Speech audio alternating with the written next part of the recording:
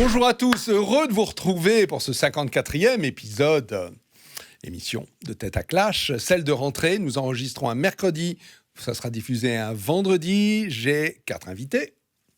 Jean Messia, qui est au Rassemblement National, et dont on soupçonne qu'il va être candidat à la mairie de Paris. Bonjour Jean. Bonjour, candidat à la candidature pour l'instant. Voilà, ok, très Et bien. c'est le mouvement qui décidera de qui ira. On sait quand ça se passera, cette décision ? Tout ce que je sais, c'est qu'il y a une commission nationale des investitures qui est réunie depuis hier jusqu'à ce soir. Peut-être que ça sortira aujourd'hui, peut-être que ça sera un peu plus tardivement.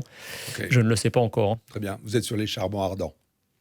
Je me trompe ? Non, pas tant que ça. La sérénité Je suis philosophe, donc je soutiendrai le candidat que le mouvement choisira. Voilà. Bien répondu. Allez, deuxième à ma droite, c'est Madame Christine Tazin, l'autre femme en rouge. Bonjour Christine, la Bretonne. Bonjour. Laurent Arthur Duplessis, bonjour, vous êtes là avec nous. Bonjour Franck, c'est avec grand plaisir que je suis là. Alors, je vais vous dire, plaisir partagé à chaque fois que je vous reçois. Merci. Laurent. Et l'autre, le dernier, c'est Philippe Carsanti qui nous vient de Neuilly, qui est éditeur, qui fait plein d'autres choses aussi. Bonjour Franck. Bonjour Philippe. Ok, allez, on y va, on lance les sujets. Le premier sujet, c'est l'affaire Yann Moix. Alors moi, je me régale avec cette histoire. Je pense que ça dit beaucoup de choses sur la société française. Je vous la fais très courte. Il faudrait vraiment vivre sur une île déserte pour ne pas en avoir entendu parler. Mais en gros, Yann Moix, écrivain prolifique, sort un livre qui s'appelle Orléans, dans lequel il dépeint une famille tout à fait abusive et une enfance malheureuse et frappée, maltraitée. Enfin, un enfant martyr. Déjà, premier sujet, puisque sa famille dit pas du tout et son frère dit qu'en fait, le véritable bourreau, c'était Yann Moix. Mais le pire est à venir. Yann Moix est accusé d'antisémitisme et de négationnisme, puisque l'Express a sorti des dessins et des textes où clairement, à travers une revue qui s'appelle Ushuaïa, bon jeu de mots entre la Shoah et Ushuaïa de la ville et l'émission. Bref, je vous explique que ce truc-là est en train de partir en live dans la société française. Ça a même été l'objet d'un grand article dans El País, le journal de référence en Espagne. Et tout ça dit quoi ? Que moi, je voudrais vous interroger, messieurs, madame, sur la possibilité du pardon, la possibilité de l'oubli, la tartufferie dans les médias français. Voilà. Jean, je sais que vous avez des choses à nous dire là-dessus. Écoutez, moi, ça ne me surprend pas, on va dire. En tout cas, qu'est-ce qui ne vous surprend pas que Yann Moix soit un antisémite et un négationniste ? Alors non, alors moi, il se trouve que je connais Yann Moix, puisque nous avions fait une partie de notre scolarité ensemble à Sciences Po. D'accord. Donc c'est quelqu'un que je connais, que j'avais fréquenté en tant qu'étudiant. Il a toujours, pour moi, eu une sorte de personnalité un peu désaxée. Enfin, c'est quelqu'un qui a des côtés un peu anormaux. Alors d'aucuns diraient que c'est du génie en raison de sa plume, etc. Mais c'est vrai qu'humainement, c'est pas quelqu'un avec lequel on est spontanément à l'aise. S'agissant de ses condamnations, en tout cas de ses accusations, je trouve que c'est quand même extraordinaire que ce type qui a été considéré par l'émission phare de la boboïtude bien pensante qui était l'émission de Ruquier. On n'est pas couché. On n'est pas couché. On découvre aujourd'hui ce genre d'écrit. Ruquier, dont je rappelle qu'il avait banni tout représentant du Rassemblement national en disant « pique-pente de nous », ce qui ne l'empêchait pas de faire dire... Pendant les présidentielles, il a reçu tout le monde, sauf le Rassemblement national. Exactement, soi-disant, parce qu'il nous affabulait de l'infamie, de l'extrême droite, du fascisme et je ne sais encore. Et il se trouve que l'un de ses chroniqueurs vedettes, celui qui s'est érigé au rang de gardien des élégances idéologiques qu'était Yann Moix, il se trouve que lui-même était ce dont il nous accusait. Donc c'est quand même assez extraordinaire. Mais vous pensez qu'il l'est toujours ? Vous pensez qu'on a le droit de le lui pardonner ? Sur le fond de l'affaire de Yann Moix, quelle est votre opinion ? Sur le fond de l'affaire, si vous voulez, on en a plus que marre de ces intellectuels, de ce système idéologique qui prétend donner des leçons de bien-pensance, de moralité à la terre entière et qui, très généralement, n'a jamais fait le ménage chez eux. D'ailleurs, c'est historique. En fait, tout part de l'attitude des élites françaises pendant ce qu'on appelle les années sombres. Et en fait, l'histoire, les faits disent que les principaux collaborateurs des occupants allemands furent les élites françaises, qu'ils soient des journalistes, qu'ils soient des hauts fonctionnaires. Pas tous, certains sont partis hors de France et d'autres sont engagés dans la résistance. J'ai dit la plupart. La plupart des collaborateurs se recrutaient dans les hautes sphères. Enfin, quel capitaine d'industrie français a résisté aux Allemands? D'ailleurs, le général de Gaulle lui-même, lorsqu'il a nationalisé Renault, c'était pour punir. Voilà, exactement. Et à l'image de Renault, tous les grands capitaines de l'industrie française ont collaboré pour de basses raisons matérielles avec l'occupant nazi. Les journalistes, même chose. Les intellectuels, même chose. Et en fait, par un espèce de retournement de l'histoire, ces élites, enfin en tout cas leurs descendants, ont retourné l'histoire pour faire accroire l'idée que c'est le peuple français dans son ensemble qui a été collaborateur pendant que les élites, elles, ont résisté. Et c'est aujourd'hui, encore une fois, on le voit, effectivement, ce sont les élites françaises qui sont coupables de l'ignominie et non pas le français moyen qui, lui... En fait, juste pour décrypter, ce à quoi vous faites allusion, c'est que ce secret était partagé, semble-t-il, dans l'intelligentsia de Saint-Germain-des-Prés par 3 personnes. Le patron de la maison d'édition de Yann Moix, Olivier Nora, Bernard-Henri Lévy et Jean-Paul Enthoven, qui sont en fait les 3 personnes qui dirigent cette maison d'édition, qui connaissaient ses écrits, ses dessins depuis très longtemps. Hein. Et Bernard-Henri Lévy, le révérend père du système idéologique actuel, s'est précipité pour absoudre Yann Moix de tous ses écrits absolument honteux, alors même que par ailleurs, il poursuit la lutte contre un fascisme et un nazisme fantasmagorique. Alors, on va demander à Philippe Carcentier, est-ce que vous pensez qu'il faut être indulgent vis-à-vis de Yann Moix, parce que finalement, ce sont des choses qu'il a écrites et dessinées il y a plus de 30 ans. Alors, il y a plusieurs choses que vient de dire Jean Messia sur lesquelles je suis d'accord, mais je voudrais juste revenir sur une chose. Moi, j'ai toujours trouvé le philosémitisme excessif de Yann Moix suspect, c'est-à-dire que dans les cercles juifs, j'entendais à chaque fois « regarde, c'est formidable, regarde ce qu'il a dit ». Je dis « écoute, j'ai du mal, je ne comprends pas cette excessivité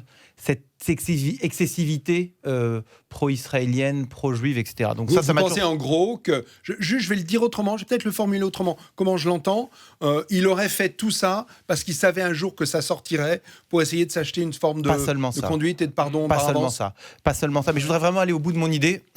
Je pense que le philosémitisme excessif et l'antisémitisme sont les deux faces de la même pièce. C'est-à-dire que d'un côté, ça part de la même analyse, les juifs ont un pouvoir énorme, les juifs sont très influents, les juifs contrôlent le monde. Donc, ou bien on essaye de les détruire, on essaie de lutter contre eux, ou bien on se dit, si on ne peut pas les battre, alors rejoignons-nous à eux. Donc, et c'est un petit peu ce travail qu'il a effectué en se disant, puisque finalement c'est eux qui contrôlent le monde, ce qui est complètement absurde et fantasmagorique, alors on va aller avec eux. Et il est allé donc chez, comme disait Jean Messia, le soi-disant gardien du dogme, que je rejette absolument, qui est pour moi, donc on parle de Bernard-Henri Lévy, qui est absurde et qui en plus... dans une précédente émission, je l'avais traité d'idiot utile de Nicolas Sarkozy quand il avait fait la guerre, quand il l'avait incité à faire la guerre en Libye. Mais je trouve qu'il y a quelque chose d'assez pathétique dans l'attitude de BHL. Vous savez, quand vous avez quelqu'un que vous connaissez et qui a fait une bêtise, vous lui dites, écoute, à un moment donné, il va falloir que tu t'excuses, il va falloir que tu fasses quelque chose. C'est ce qu'on dit aux enfants, c'est ce qu'on dit aux gens de notre famille, à nos amis quand on sait qu'ils ont fait une bêtise. Si BHL était vraiment si intelligent, il lui aurait dit, écoute là, ça fait longtemps que ça dure cette histoire-là, ça te sortira un jour au visage, donc il faut que tu le sortes toi-même, plutôt que de se le laisser jeter au visage. Et c'est une absurdité de ne l'avoir pas fait. Ça, c'est le premier point. Le deuxième point qui m'intéresse dans cette affaire, ensuite, c'est l'attitude de France 2 et de Laurent Ruquier. Donc, Laurent Ruquier, comme disait encore Jean-Michel, on a beaucoup de points communs sur cette idée-là. C'est que Laurent Ruquier, qui est vraiment l'arbitre des élégances, de qui est bien, qui n'est pas bien, qui est fasciste, qui n'est pas fasciste. En tout cas, aux commandes d'une émission qui a beaucoup de succès, qui est une émission de référence. Extrêmement démocratique, où il invite tout le monde, y compris le premier parti de France. Voilà. Mais donc, voilà. Et Laurent Ruquier, maintenant, donc, étant dans l'absolution absolue de Yann Moix. Encore une fois, je ne veux pas condamner Yann Moix et j'accepte les erreurs de jeunesse des uns et des autres. Non, mais le fond de l'affaire, vous trouvez que c'est pardonnable ? Mais tout est pardonnable. À partir du moment où mais c'est pas ça la question. La question, elle est pas là. Yann Moix n'est rien. Il n'est rien. C'est un petit poids. C'est rien. Ce qui est intéressant, c'est le système qui se braque là-dessus et qui va chercher de l'antisémitisme là où quasiment il n'y en a plus. Et moi, je vais vous dire quelque chose de beaucoup plus... Mais quand il y en a, non, mais je veux dire quelque chose de... Non, mais il y a quelque chose de beaucoup plus grave. Et excusez-moi, on m'appelle souvent celui qui sort de la boîte. Je vais sortir de la boîte et je vais sortir de France 2 et je vais sortir du Yann Moix. La France a invité récemment un antisémite négationniste qui veut tuer 6 millions de juifs en la personne du ministre des Affaires étrangères iranien avec Emmanuel Macron au G7. Tous les médias ont applaudi. Christine Ockrent a dit que c'était un triomphe. Tous les médias ont dit que c'était quelque chose d'exceptionnel. Non. On a le président de la République française qui nous explique que lui aussi veut lutter contre l'antisémitisme, qui invite le représentant d'un État qui pend les homosexuels, qui lapide les femmes adultères et qui retire leur voile, etc. Et encore une fois, qui veut tuer 6 millions de juifs, ça vous rappelle rien? Ça nous éloigne de la chose, Philippe. Non, je suis désolé. Non, il y a Je suis désolé. Le rapport très important, c'est de dire qu'on va chercher un antisémitisme imaginaire ou passé pour cacher le truc le plus important et sur lequel les médias n'ont absolument pas mis le doigt, c'est qu'on a invité en France un négationniste, un antisémite, et il a été applaudi par les médias. Et ça, c'est grave. Je suis d'accord. Christine Tazin, comment vous voyez cette affaire, vous qui est d'ailleurs, pardon, je vais juste faire un petit truc. C'est en France, nous sommes le seul pays au monde où nous nous étripons pour un écrivain. Nous sommes, peut-être, est-ce le signe d'un pays très tourné vers la culture? Non, mais nous sommes le seul pays où un écrivain fait la une des journaux, où un écrivain est invité vedette d'émissions. C'est pas de la vitalité, c'est de l'hystérie. Oui, et puis il est invité non pas parce qu'il est écrivain, mais parce qu'il est devenu effectivement un incontournable des plateaux de télé. Je suis désolée, il faut quand même voir, on l'a monté en épingle partout, il est reçu partout, il a servi la soupe à Ruquier ou Ruquier la lui a servi, peu importe. L'émission c'était pas tellement dans servir la soupe. Il a été mis un tout petit peu en difficulté. Parmi les Français moyens connaîtraient Moix s'il n'y avait pas eu la télé, les plateaux télé et ses invitations? Qui lirait Moix? Bon, je pose moi la question. Donc, écrivain, moi, j'oserais pas utiliser comme ça. Simplement, ce que je veux dire, c'est qu'effectivement, qu'il y a 30 ans, des gens écrit des choses, et pensaient des choses et qu'ils aient changé d'avis, chacun a le droit de bouger, d'évoluer, encore heureux. C'est pas une pensée anodine que d'être antisémite et surtout négationniste, non? Je suis désolée. Ah non, il faut pas.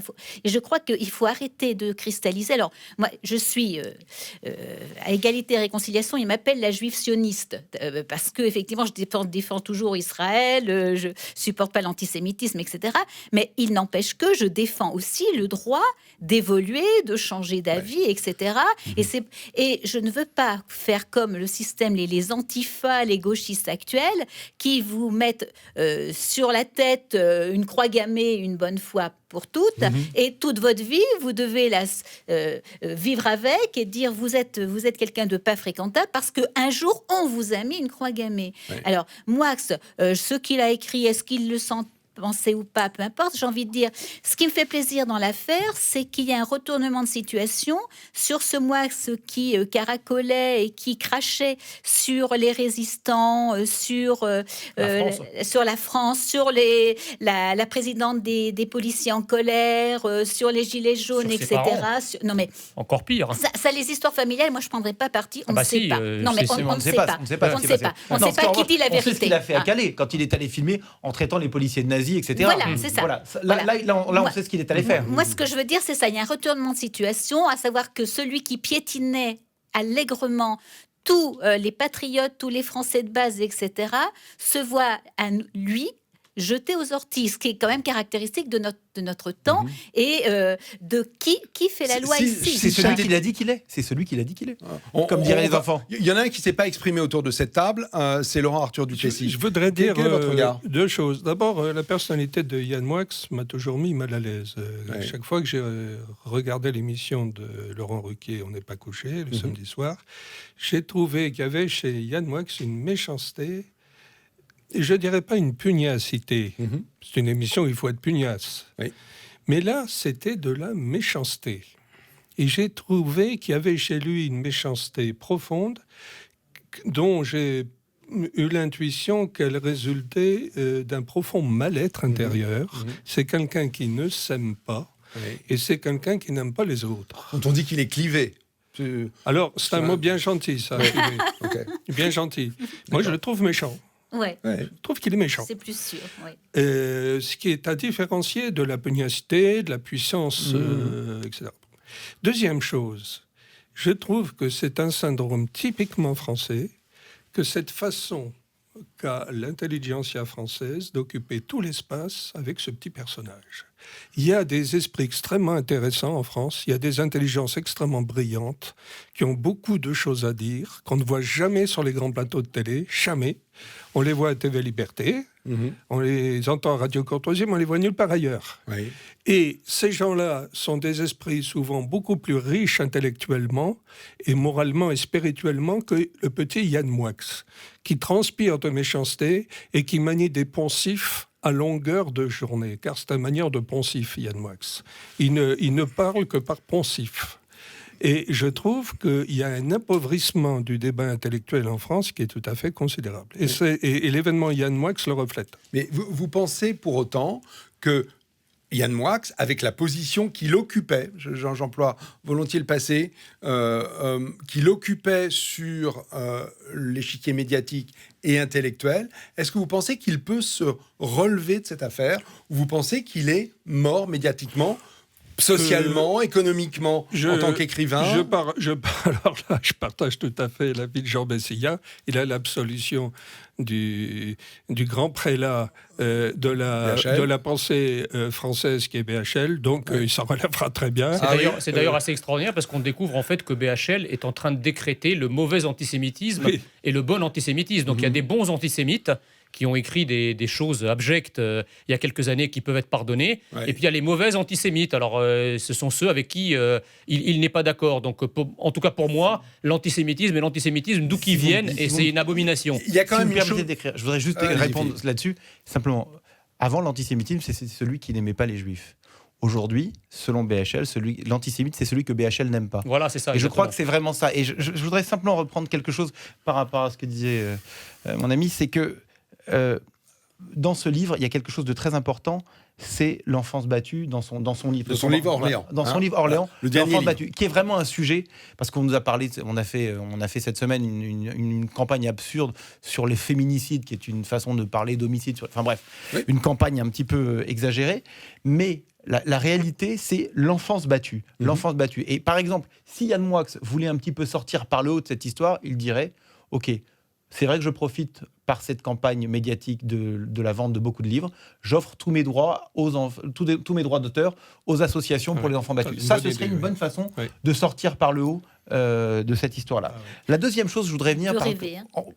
Non, mais tout est possible et je suis pas d'accord. Il peut avoir cette intelligence. C'est un garçon intelligent. J'ai lu ses écrits. C'est quelqu'un qui écrit bien. Et quand vous aviez raison quand vous disiez que il est méchant.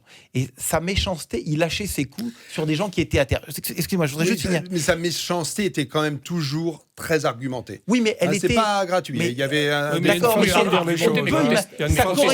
mais ça correspond à la façon dont... Et je connais pas l'histoire familiale, mais ça correspond à la façon dont son frère raconte les coups gratuits. Quelquefois, il avait quelqu'un face à lui, je dirais un crétin qui allait présenter un livre ridicule, écrit par un prête-nom, etc., et qui lui disait, ou dans lequel il disait n'importe quoi, et il le massacrait à terre. Et cette méchanceté, elle rendait mal à l'aise. Oui, alors attendez, juste pour répondre à ça, il est méchant comme ça parce qu'en fait, c'est un faible. Moi, j'ai vu Yann Moix au sortir d'un cours de Sciences Po à 22h sur le quai d'un métro, d'accord, où il y avait des racailles qui arrivaient en face, crachant par terre et marchant comme des pendules, et Yann Moix faisait pipi dans sa culotte. En réalité, c'est un faible et un lâche. C'est pour ça qu'il est méchant avec les autres quand il a du pouvoir. D'accord, alors c'est possible. Mais alors, et la fin, je voudrais revenir simplement à une chose quand on nous explique, oui, alors, va-t-il s'en sortir, etc. Va-t-il s'en sortir? Va-t-il renaître de ses cendres? Je vais vous parler d'un antisémite qui a été collaborationniste et qui aujourd'hui est adulé en France et qui a des rues et des avenues et des lycées et des bibliothèques. On parle de François Mitterrand. Oui. Okay, donc, excusez-moi, mais la France a montré mais la France a montré qu'elle était capable de faire remonter à la surface des gens qui ont quand même eu un passé bien plus grave que Yann Moix.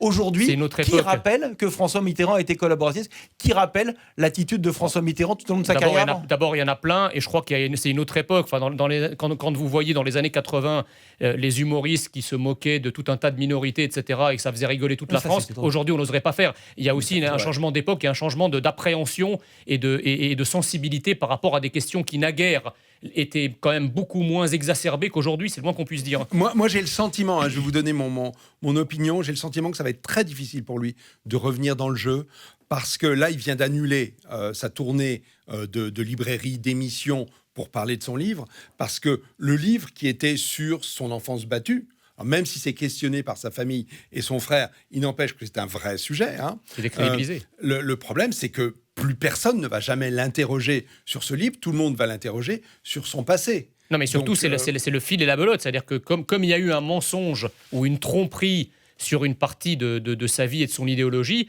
il est fort probable que ça irradie effectivement tout le reste, y compris la véracité de ce qu'il raconte dans son bouquin familial. Je pense que vous n'avez pas conscience de la capacité au système à réintégrer, à recycler. Oui, et vous verrez que dans 6 mois ou dans un an, il sortira un livre absolument phénoménal, fabuleux, je dis n'importe quoi, sur le génocide rwandais ou ce que vous voulez, et qu'on le remettra en haut, et qu'on rappellera au passage qu'il a eu un petit écart. Non, je parlais à court terme, je parlais pas sur le long terme. On l'a bien vu, entre les Ferrand, les Benalla, les Rugy, etc.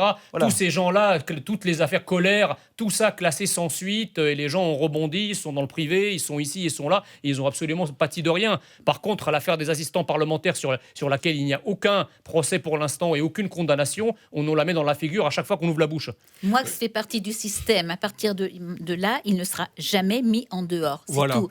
On est dans des clans qui fonctionnent. Moix en fait partie. Il y a de temps en temps un petit accro. À la limite, ça va peut-être même lui permettre de vendre encore plus de livres. Mais là, il va faire un tabac. Ça, c'est probable. Il va faire un tabac avec ce bouquin. Apparemment, oui. Il se vend comme des petits pains. Enfin, bon, sauf si les libraires décident de le retirer des piles parce qu'ils trouvent que c'est sulfureux. C'est pas ce genre d'auteur qu'on retire des piles. Pas Moix. Donc, de toute façon, à mon avis, c'est un épiphénomène, mais qui cache bien, effectivement, j'y reviens, la forêt de ce qui se passe à la télé, c'est-à-dire que lui, comme tous les autres, tape sur les anti-immigrationnistes, les anti-islam, etc., sur tous les vrais problèmes de société, sur l'UE. Et ces gens-là, il faut les garder et les préserver. Et c'est pour ça qu'on en arrive là. Exactement, ils rendent bien trop de services politiquement corrects pour qu'on le mette hors service. Bien sûr. Il n'empêche qu'il y a quand même les audiences. Il a par exemple une émission, me semble-t-il, produite par Catherine Barma, qui est celle qui produit l'émission de Laurent Ruquier sur France 2. Je crois que c'est une émission qui est en préparation sur... il avait une émission sur Paris Première. C'est Paris Première. C'est Paris Première. Dernière, il avait une émission qui s'appelait Chez Moix. Ok. Écoutez, cette émission doit être reconduite. Alors, c'est ça dont il s'agit. Et moi, je vous fais le pari qu'elle ne va pas être reconduite. Je pense que pour le moment... Dans tous les cas, le système médiatique ne peut pas faire autrement que de le rejeter. Il y aura un petit trou d'air. Mais vous voyez, il va refaire un bouquin. Je pense que dans un an, il sort un autre bouquin. Le bouquin suivant chassera le précédent. Oui. Non, mais ce qui est très énervant dans cette histoire, si vous voulez, c'est que ce qui compte n'est pas tant la teneur du message que son émetteur. En fonction de qui vous êtes, votre message est acceptable ou pas acceptable.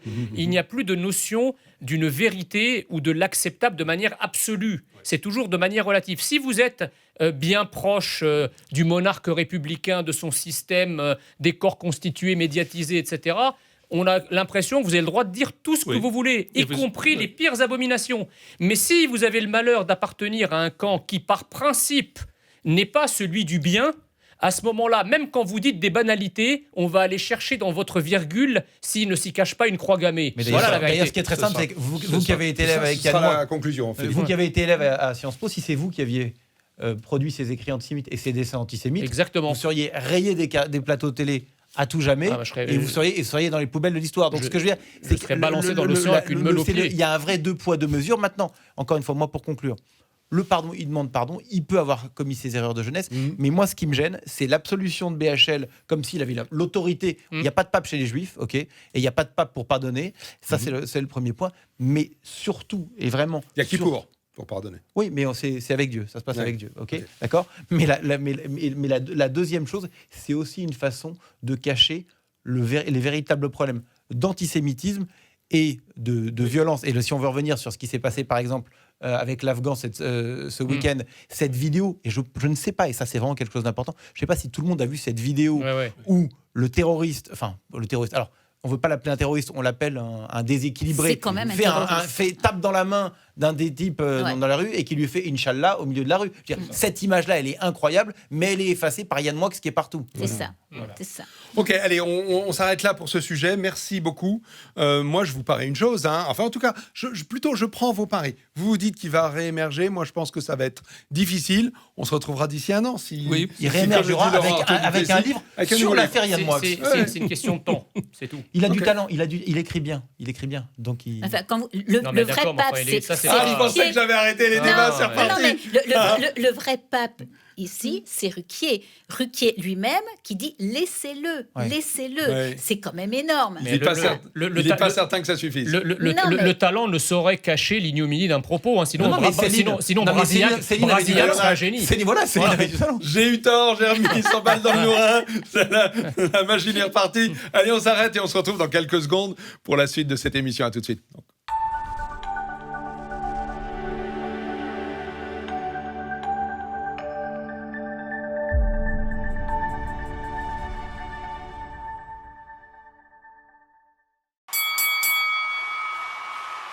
Allez, la suite de cette émission, c'est la condamnation de 3 militants identitaires d'une association qui s'appelle Génération Identitaire.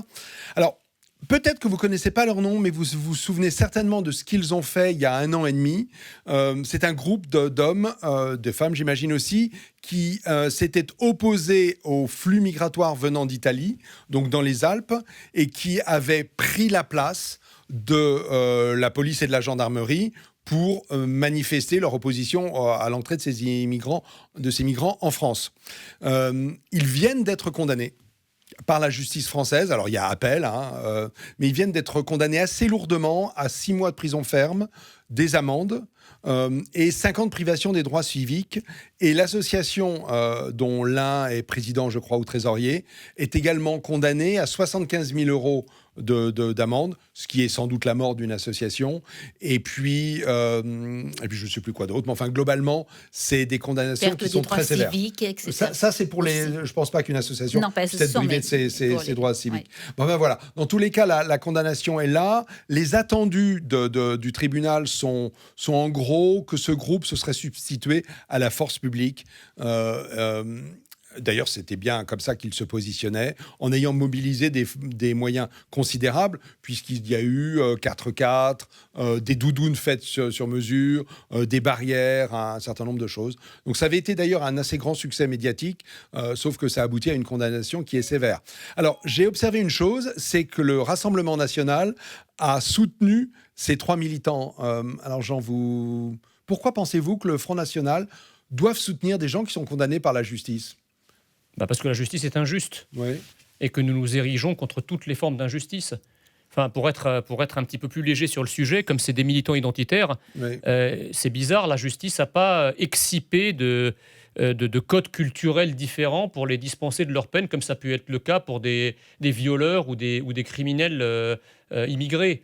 Donc c'est quand même assez surprenant. Ce sont quand même des gens qui contreviennent à la loi. Le Rassemblement national pas du tout. L'article 73 du Code de procédure pénale permet à tout individu de se substituer. Je sais pas, je sors dans la rue, je vois un crime qui est commis. Si je me mets à poursuivre le criminel pour l'arrêter et le livrer aux forces de l'ordre, j'ai joué pendant quelques minutes le rôle du policier. Mais par contre, ensuite, je le livre effectivement à un officier de police judiciaire. Donc, je ne suis pas condamné pour ça, alors même que je ne suis qu'un simple citoyen. D'accord ? Donc, lorsque, en plus, là, l'État était défaillant, ce qui est incompréhensible dans cette histoire, c'est qu'un État, au sens politique et juridique du terme, il se définit par des frontières. Donc, le rôle d'un État, c'est de protéger sa frontière. Or là, l'État ne punit pas ceux qui franchissent illégalement la frontière, ce qui devrait être son rôle premier de protection de ses propres frontières nationales. Il s'acharne sur des gens qui ne font que protéger ce que l'État lui-même devrait protéger. C'est ça qui est extraordinaire. Vous auriez pris volontiers leur place, vous auriez été à leur côté si vous en aviez eu l'opportunité. Mais quels crimes ont-ils commis ? C'est ça ce que je ne comprends pas.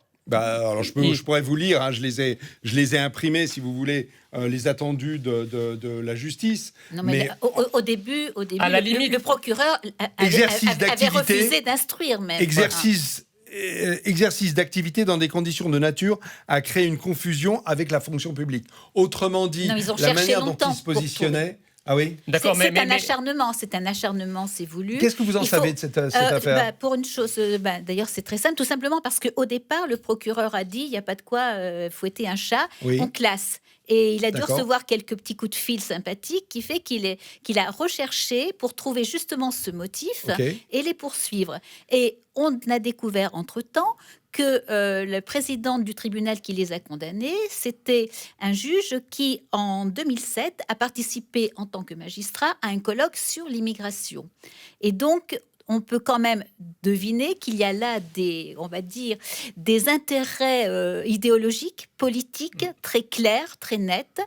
Il faut absolument, dans la France de Macron, interdire à ceux qui critiquent l'immigration de le faire, à ceux qui se font voir, parce que c'est quelque chose d'important dans sa politique.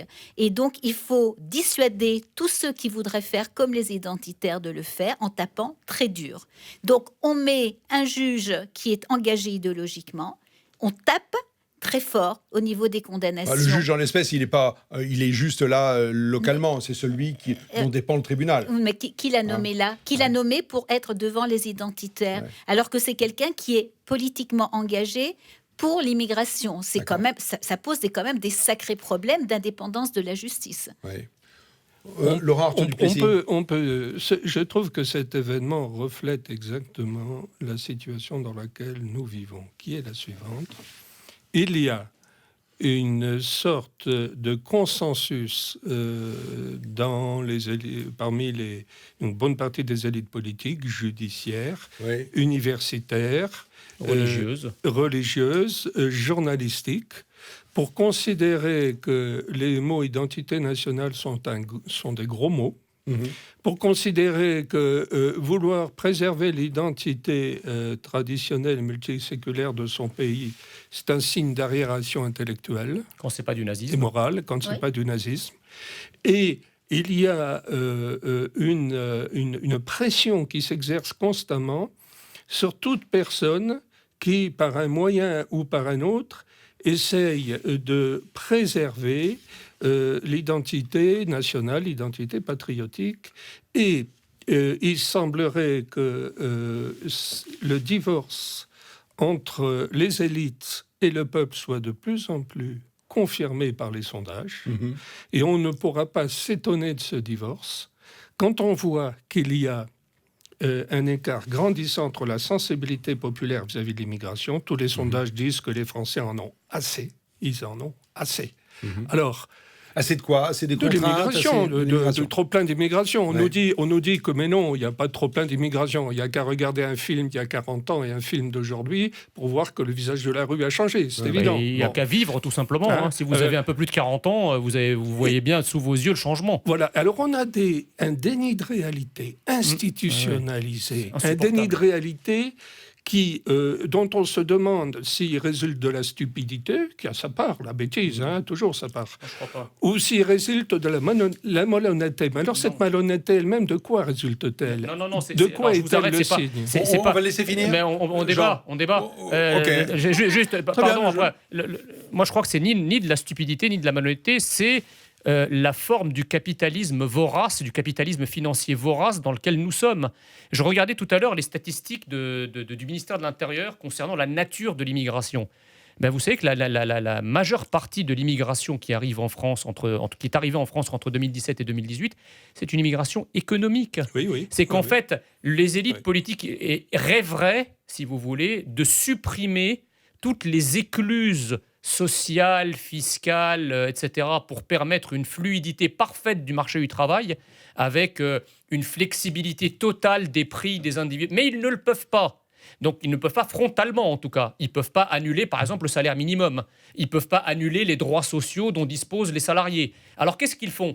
Ils importent massivement, bariolés sous les phares avenants de l'humanisme, une main-d'œuvre extrêmement corvéable et malléable à merci. Moi, je le vois, dans le supermarché qui est au-dessus de chez moi, vous avez des gens qui viennent d'arriver, qui ne parlent même pas français, qui sont dans les rayons. Et je vois le patron français de la supérette qui leur parle, mais d'une manière avec laquelle il ne pourrait pas parler avec un travailleur français. Donc nous sommes dans une logique, l'immigration actuelle relève d'une logique néo-négrière permettant d'abaisser les salaires, de maximiser les profits, et le tout maquillé sous la forme de l'humanisme. Je vais céder la parole à Philippe. Il y a des éléments sur lesquels je suis d'accord, des éléments sur lesquels je ne suis pas d'accord. Je ne pense pas qu'il y ait, entre guillemets, un complot capitaliste pour faire venir de l'immigration. Je pense qu'on a d'un côté des juges, des juges et une extrême gauche qui a infiltré toute la société et qui donc essaye de détruire l'État national français et de détruire l'État-nation dans toute l'Europe. Mais c'est les idiots utiles du capitalisme. Exactement. Oui, mais dont les capitalistes, les intérêts se rejoignent. dont les investisseurs profitent. Exactement. Mais il n'y a pas. Mais maintenant, je voudrais revenir sur un truc, et vous allez me dire encore, c'est une obsession. Il y a quelque chose quand même d'assez étonnant. C'est que dans le monde, il n'y a qu'un seul nationalisme qui est encensé et promu dans les médias français et qui est un nationalisme faux. Et j'insiste encore pour revenir là-dessus, c'est le nationalisme palestinien dont on nous rebat par tous les oreilles et qui est basé sur une fiction, sachant que le peuple palestinien n'existe pas. C'est le seul dont on parle. On vous parle des droits nationaux. Si vous parlez des droits nationaux des Français... Il y a plein de pays qui s'érigent comme assez nationaux. Les Américains, par exemple, sont très fiers de leur bien sûr. drapeau. Mais attendez, justement, et c'est la même chose. Pas seulement palestinien. Tous les autres nationalismes du monde entier sont adulés, sauf le nationalisme français. Non, parce que regardez, quand Trump parle d'America First, il est aussi critiqué. Quand Bolsonaro veut parce que c'est Trump. Oui, mais quand il veut défendre le Brésil, donc ce que je veux vous dire, si c'est Obama, tous les Américains ont un drapeau dans leur jardin. C'est ça, exactement. Tous les Américains mettent la main sur le cœur et se lèvent quand l'hymne... Mais je vous parle en France. En France et en Europe, on veut effacer toutes les nations pour faire justement venir ce grand remplacement. Mais sur cette histoire, Philippe, sur cette histoire de 3 militants condamnés... Ça vous semble naturel qu'il soit condamné ? Mais absolument pas. Ça vous semble totalement abusif ? Mais c'est complètement délirant quand on voit ce qui se passe dans les cours de justice. Mais c'est pour ça, et je reviens sur cette histoire, c'est cette idéologie générale et globalisante. C'est une chape de plomb, Voilà, et cette chape de plomb qui fait qu'on veut sanctionner à mort des types pour dire aux gens, attention, ne faites plus jamais comme eux. Regardez ce qui vous attend. C'est la prison ferme et c'est une condamnation qui vous ruinerait. C'est une condamnation pour l'exemple. Alors qu'à côté de ça, on a des types qui volent, qui violent, etc. et qui sont encore dans la nature. On peut très bien comparer avec Cédric Herrou. Par exemple, le type qui achemine des tas d'esclaves dans son camion sous prétexte d'humanisme, qui fait rentrer illégalement, qui participe à un crime, parce que c'est faire rentrer des gens illégalement, les cacher, les soustraire aux forces de l'ordre, ça s'appelle un crime. Et ce type est absous par la justice parce qu'il fait de l'humanisme. Et par le Conseil d'État qui a décidé que effectivement aider des gens ne pouvait pas être condamnable. Voilà. Et tout ça est à mettre... Mais aider des gens à survivre en France en étant un peuple qui se défend, le Conseil d'État est contre. C'est ça qui est délirant. Mais on est tout à fait d'accord. Et tout ça est à mettre en relation avec un autre problème, et c'est assez corrélé. C'est que depuis 2015, on assiste en France, mais pas qu'en France, à ce qu'on appelle la multiplication des périples meurtriers. C'est-à-dire un individu qui, tout d'un coup, galope dans la rue, couteau à la main ou arme à feu, et poignarde les gens au fur et à mesure qu'il les rencontre, et a un parcours de sang et de terreur.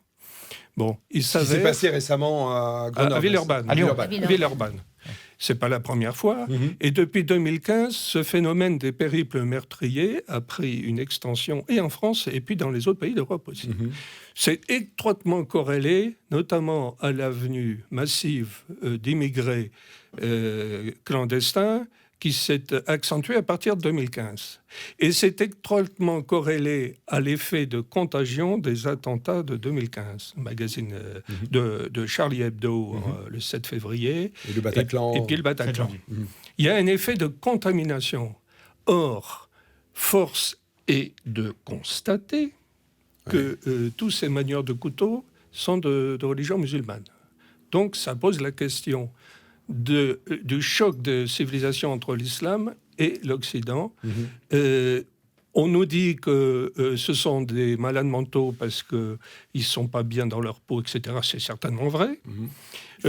Moyennant quoi, je crois que tous les grands agitateurs de l'histoire étaient plus ou moins mal dans leur peau. Je ne suis pas sûr que Lénine était très bien dans sa peau ou que Staline était très bien dans sa peau non plus. Il y a de moi que c'était mal dans sa peau, il n'est pas sorti avec un couteau pour tuer tout le monde. Non, mais par contre, le tueur de Christchurch, là, il était parfaitement équilibré, parfaitement lucide, parfaitement rationnel. Voilà. Il avait identifié toute son idée idéologie dans le livre de Camus, et ils se réclamaient aussi du Rassemblement national. Ça, ils ont pas. Il n'y a aucun scrupule et aucune honte à exploiter et instrumentaliser ce genre de choses. Je voudrais juste un truc très intéressant là-dessus, parce que chaque fois on entend parler de suprémacisme. Philippe Kersanti, allez-y. Quand on parle souvent de suprémacistes blancs, moi, en tant que blanc, même si je suis un peu bronzé aujourd'hui de retour de vacances, je me sens, entre guillemets, amalgamé. Personne ne dit jamais pas d'amalgame. Non, mais personne ne dit jamais suprémacisme musulman, par exemple. C'est tout. Et je propose que chaque fois qu'on est dans un cas pareil, on parle de suprémacistes musulmans. Pas islamistes, mais suprémacistes musulmans. Puisque c'est au nom de l'islam, on a bien vu Je l'ai fait. Je l'ai tweeté plusieurs fois, cette expression. Voilà, je pense que voilà. Et alors, il est frappant de constater que d'emblée, les procureurs saisis de telle ou telle affaire commencent à dire que c'est pas terroriste, que c'est un attentat criminel ordinaire, etc.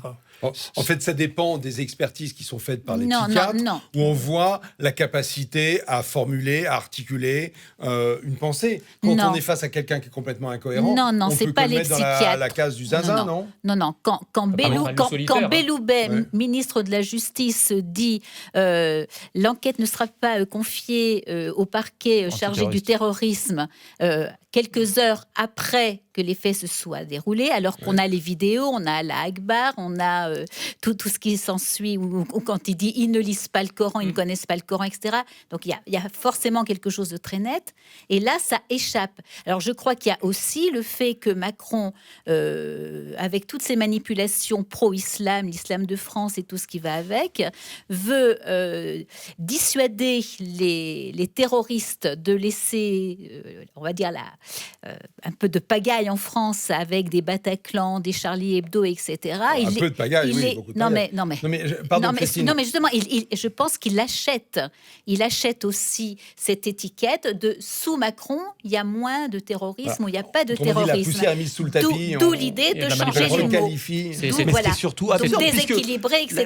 La notion, parce que la vraie question, elle n'est pas de savoir si c'est un acte terroriste institué par un groupe qui l'a ordonné. C'est est-ce que c'est un acte musulman. Est-ce que c'est un acte qui est guidé par... Musulman peut-être pas, mais islamiste en tout cas. Non, c'est un acte... C'est musulman, ça vient d'islam. C'est l'islam, c'est Dieu qui lui a dit qu'il fallait tuer des gens. Oui. C'est Dieu qui lui a dit qu'il fallait... Ce qu'essaye de vous dire Jean, c'est musulman et islamiste. Non, là on peut pas faire la... Enfin, là pour le coup, on fait pas l'amalgame parce que moi... Mais moi, si on me dit que c'est un suprémaciste blanc, je dis que c'est un acte criminel musulman. Je viens du Moyen-Orient où j'ai conservé énormément de... Vous êtes copte, je crois. Tout à fait, mais j'ai énormément d'amis musulmans qui sont des musulmans tranquilles, quoi, qui rêvent pas de décapiter des gens ou de tuer des gens, etc. Donc c'est pour ça que je dis attention, le fait d'être musulman ne fait pas de vous automatiquement. J'ai pas dit ça. Mais lui utilise la justification musulmane en disant que Dieu lui a dit que, donc c'est l'islam. Quand un chrétien entend Dieu qui lui parle, il prend pas un couteau pour aller tuer. Quand un juif entend un Dieu qui lui parle, il prend pas un couteau pour aller tuer. C'est simplement le logiciel. Attends, je voudrais juste finir. C'est le logiciel. Je vous rappelle que quand vous parlez les uns sur les autres, on vous entend pas. C'est le logiciel charia qui rentrait dans la tête, ou bien de quelqu'un venant du Moyen-Orient, ou bien d'un Français converti qui pète un câble, qui l'incite à devenir terroriste. Donc je pense que c'est là-dessus qu'on doit revenir. Le Coran existe. La culture afghane, quand même, c'est une culture assez sanguinaire. Non, mais là, c'est autre chose. Au-delà de l'islam afghan n'est pas l'islam libanais, par exemple, ou l'islam égyptien. Mais le Coran est le même. Et dans le Coran, il y a l'incitation à tuer les mécréants. Je suis désolée, c'est bien un crime musulman. Tant qu'on fera l'impasse sur un débat théologique,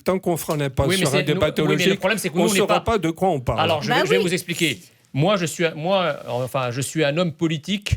Il ne m'appartient pas de faire l'exégèse mais c'est le des sujet. textes. Non, c'est pas le sujet. Oui. Moi, il m'appartient de... Il ne faut pas dédouaner l'islam. Moi, c'est pas ça que je veux dire. Ce que je veux dire, c'est que moi, en tant qu'homme politique français, il m'appartient de dire et de défendre ce qu'est la France. D'accord ?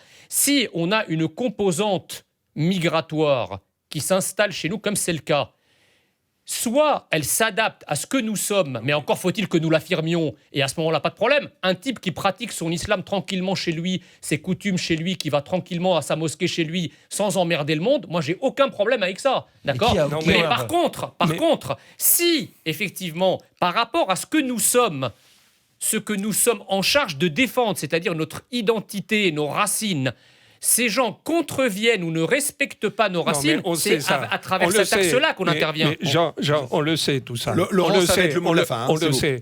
Mais tant qu'on fera l'impasse sur le noyau théologique de ces comportements de périple meurtrier, tant qu'on ne comprendra pas pourquoi ça existe, ces phénomènes... Non, parce qu'il y a des tas de gens qui croient en ça et qui ne le font pas. Oui, c'est ça le truc. Mais il faut aller au fond des choses. Oui, mais il faut aller au fond des choses. Si 1% des gens qui ont ce logiciel qui leur rentre dans la tête dévient et en deviennent des criminels, c'est qu'il y a un problème dans le logiciel. C'est pour ça que... S'il y a un logiciel qui fait bugger 1% des ordinateurs, on le supprime. Mais moi, c'est pas... on a un problème. Moi, c'est pas le logiciel musulman qui m'intéresse, c'est le disque charia. C'est le disque dur français qui m'intéresse. Mais non, mais en plus, vous avez parlé d'immigration. L'islam n'est pas que de l'immigration. L'islam, c'est aussi maintenant en France, et c'est français. Il y a un logiciel musulman, d'accord ? Mais moi, ce qui m'intéresse, c'est le disque dur français. Soit ce logiciel épuré de tout ce que vous voulez et cohérent et compatible avec notre disque dur identitaire, et dans ce cas-là, j'ai pas de problème, soit il ne l'est pas, et à ce moment-là, on l'expulse, c'est tout. Voilà. Ouais. On va le logiciel charia n'est compatible avec aucune démocratie occidentale. Oui, mais tous les musulmans n'ont pas le logiciel charia. Oui, mais c'est justement. Mais on n'a pas parlé, j'ai pas parlé des musulmans. Il y a eu une enquête qui dit que 27% des musulmans français préfèrent la charia aux lois de la République. Voilà. Et ça laisse quand même plus de 50 ou 60% français qui pensent mais 27% sont c'est cela le problème, vous ne pouvez pas les amalgamer avec mes amis, je vois que les vacances vous ont profité. Mais il y a un schisme dans l'islam actuellement, il y a un schisme. On n'en parle jamais, mais c'est un schisme. Ok, allez, on viendra là-dessus. Je vois à quel point ils sont en forme. Je n'arrive pas à les tenir. Mais pour autant, j'ai quasiment respecté le temps qui nous était imparti. Et je vous invite à nous retrouver dans quelques secondes de l'autre côté pour la dernière partie de cette émission. À tout de suite.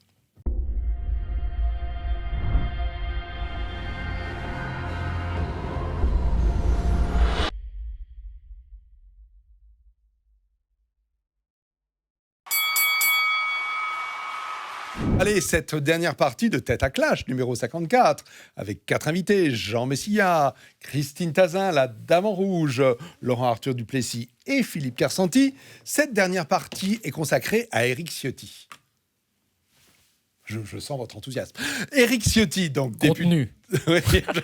Ok, Éric Ciotti, député LR à Nice, a fait passer un amendement qui était assez tardif, me semble-t-il, dans une loi concernant l'enseignement, obligeant. Donc cet amendement a été voté par une majorité à l'Assemblée nationale, obligeant à ce que dans les salles de classe de primaire et de secondaire, il y ait le drapeau français, le drapeau européen, le texte de la Marseillaise, je l'ai là parce que je vais vous faire un petit QCM, petite interrogation sur ne serait-ce que la deuxième strophe, vous allez voir.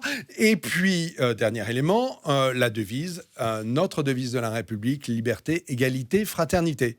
Je voulais savoir, malgré votre manque d'enthousiasme par rapport à la personnalité d'Éric Ciotti, ce que vous en pensez. Est-ce que c'est une bonne chose que ce soit dans toutes les classes, ou vous pensez que c'est un gadget je dirais que c'est un peu une vue de l'esprit, je vais vous dire pourquoi. Oui.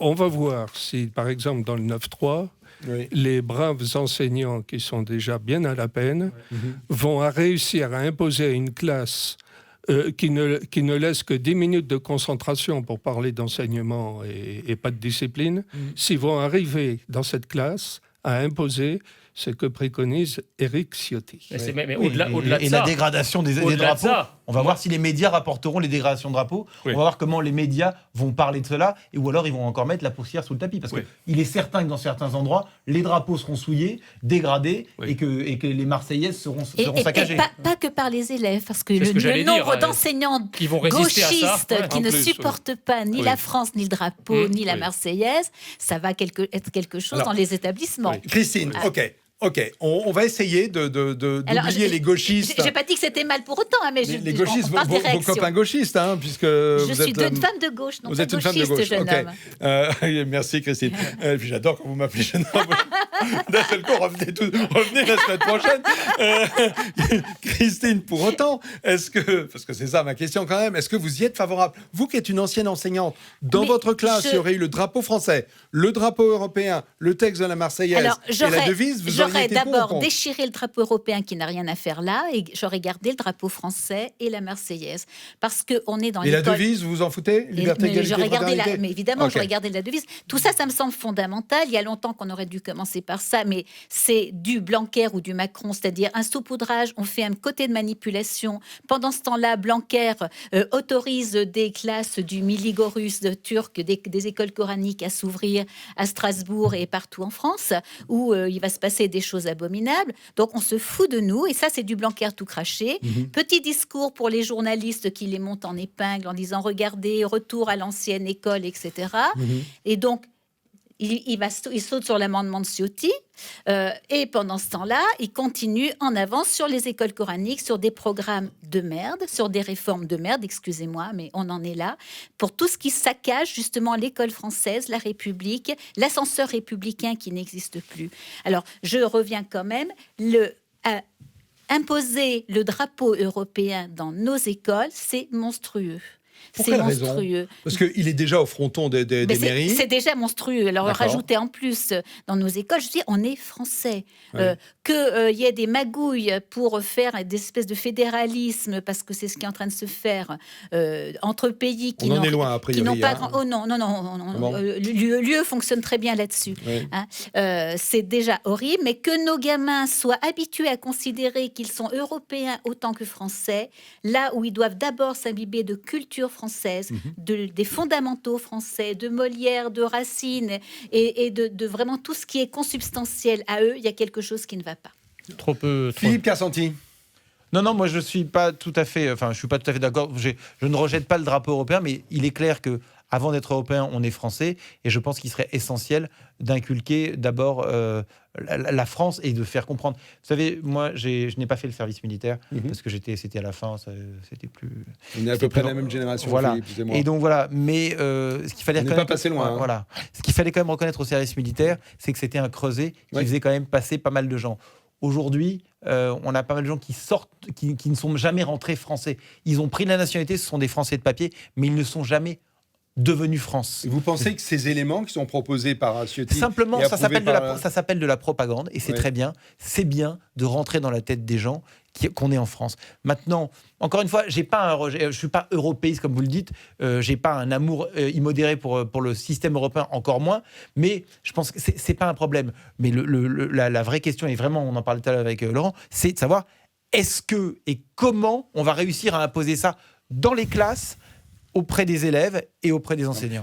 Effectivement, c'était votre remarque, Laurent. C'était votre remarque, Laurent. Moi, je me souviens de ce qui s'était passé lors de la minute de silence suite aux attentats et la difficulté qu'il y avait eu à la faire respecter. Et l'impossibilité d'enseigner la Shoah dans certains quartiers en France. Donc c'est toujours le même problème. Il y a un rejet de l'histoire. Et alors là, on voit actuellement... Mais vous êtes bon, vous êtes pour ou vous n'êtes pas pour, Laurent ? Parce que, pardon, moi je... ça vous enthousiasme pas ? Je ne suis pas contre, mais c'est pas, à mon avis, c'est 20. Et je vais vous dire... C'est 20. C'est un gadget. C'est un gadget. C'est ringard. Comme 20, mais pas 20 sur 20. Hein. Comme la réunion de 3 jours, l'initiation militaire de 3 jours, qui n'est pas militaire d'ailleurs, mais qui ne convainc que les convaincus. Ce ne sont pas les éléments les plus rebelles du pays qui viennent à ces 3 jours. C'est les plus convaincus.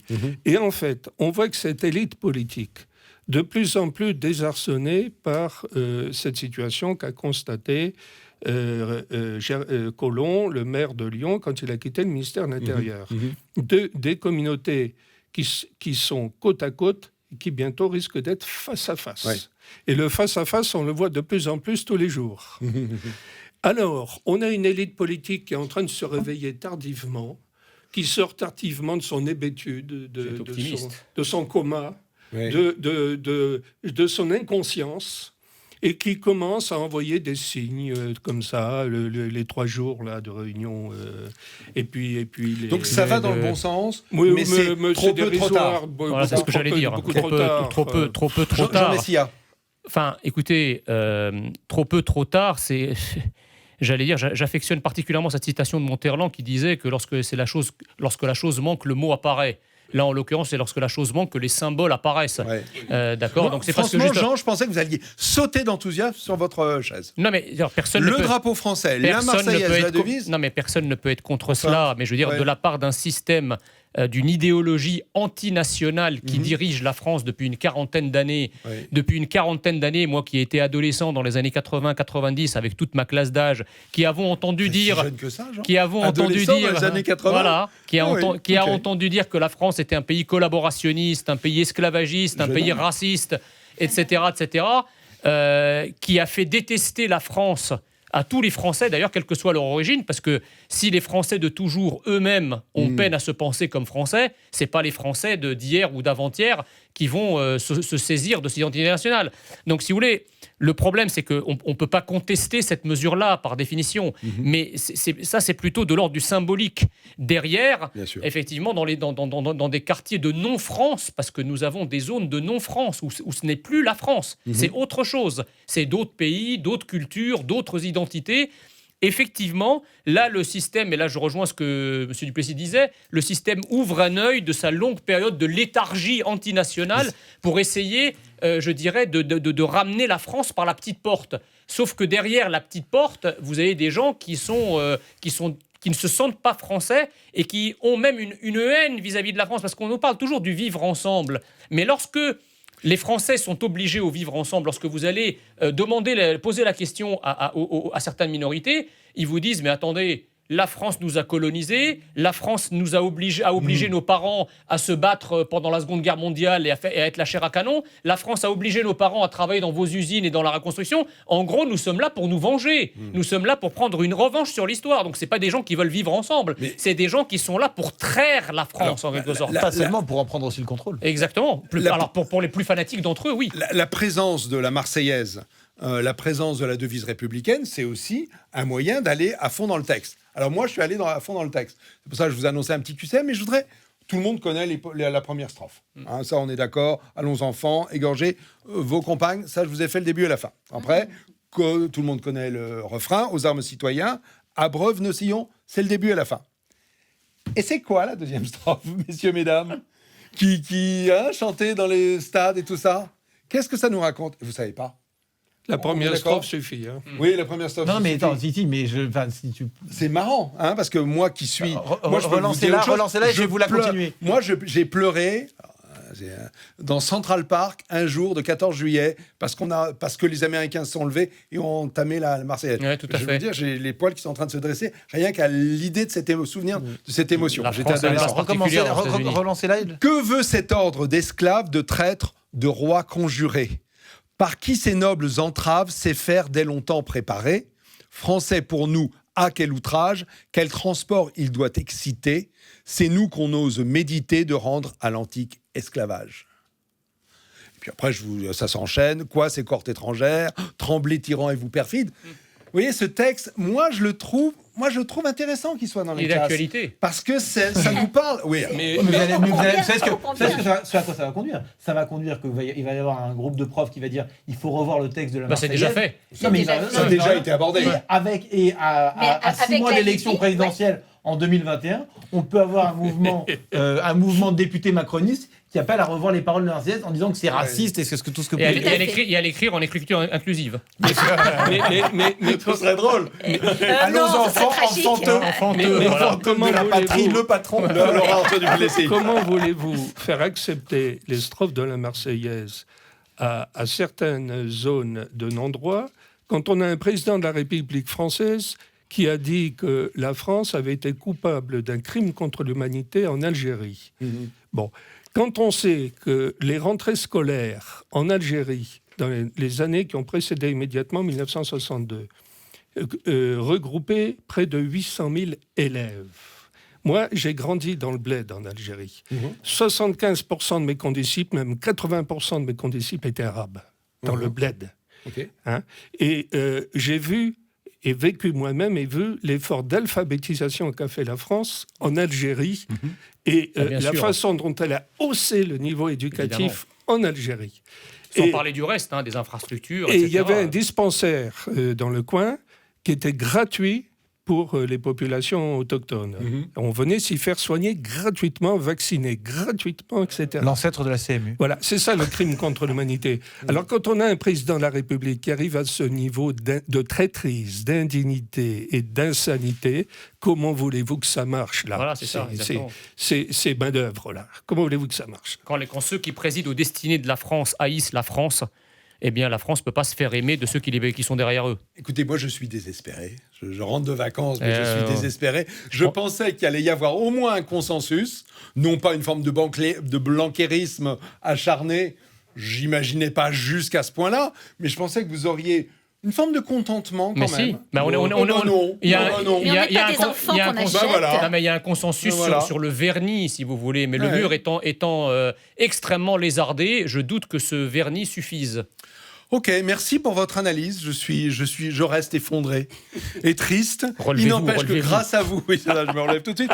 Et d'ailleurs, je vous signale que dans les paroles de la Marseillaise, en fait, nous connaissons tous la première strophe et nous connaissons tous la dernière, mais rien au milieu. La dernière, c'est amour sacré de la patrie, conduit.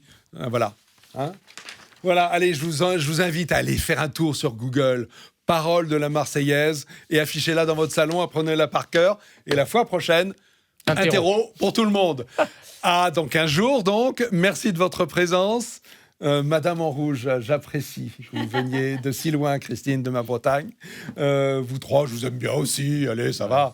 Mais vous ne m'appelez pas jeune homme, vous. Allez, dans 15 jours. À bientôt. Au revoir.